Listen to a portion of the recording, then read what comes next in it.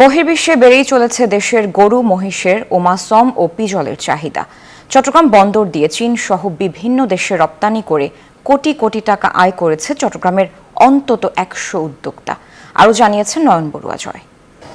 আমি যেখানে এসেছি এখানে কোরবানি পশু যে নারী বুড়ি যারা আগেরকার দিনে ফেলে দেয়া হতো, এখন আমরা দেখছি এখানে এই নারী বুড়িও কিন্তু বিভিন্ন জায়গায় রপ্তানি করা হচ্ছে দেশের বাইরে। চীন সহ বিভিন্ন দেশে এই নারী বুড়ির চাহিদা কিন্তু অনেকটা বেড়ে গেছে। তার কারণে চট্টগ্রামের এক দল আমরা দেখছি কর্মী, তারা বিভিন্ন জায়গায় থেকে এই সংগ্রহ করে এখান থেকে তারা প্রসেস করে তারা আবার বিক্রি করছে দেশের বাইরে।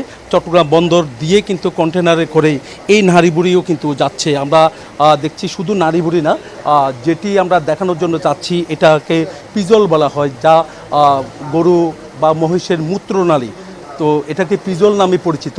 এই পিজলও দেখা যাচ্ছে চট্টগ্রাম বন্দরের কন্টেনার দিয়ে বিদেশের বাজারে যাচ্ছে, খুব চাহিদা সেখানে।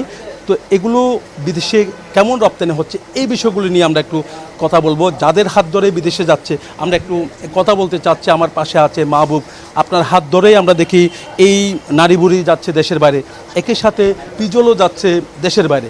কেমন চাহিদা বলে মনে করছেন?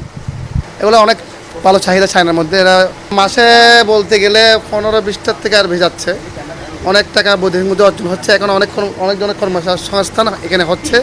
পথসারি থেকে কিনে, বিভিন্ন মানুষ থেকে কিনে আমরা এক্সপোর্টারদেরকে বিক্রি করি। আমাদের প্রতি মাসে 50,000 1 লাখ টাকা ইনকাম হয়। এরা এক্সপোর্ট করতেছে, এরা অনেক টাকা ইনকাম করতেছে। এটা তো আমরা মানে আন্দাজ করতে পারি। আমরা দেখাতে যাচ্ছি যে এই মূত্রনালী কি দেশের বাজারে বিদেশের বাজারে কিন্তু চাহিদা আছে। হ্যাঁ, অবশ্যই। এটা হচ্ছে কুকুরের খাদ্য, এটা ডগ ফুড। এটা এখান থেকে মানে ভিয়েতনাম, হংকং, তারপর কোরিয়া, আমেরিকা পর্যন্ত যাচ্ছে। এটাতে বলতে গেলে অনেক চাহিদা আছে ওখানে কুকুরের খাদ্য হিসাবে।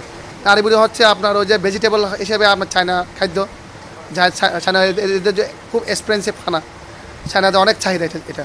চট্টগ্রাম বন্দর দিয়ে এভাবে আমরা দেখছি যে নারী ভুঁড়িও কিন্তু বিদেশে রপ্তানি করা হচ্ছে কোটি কোটি টাকা।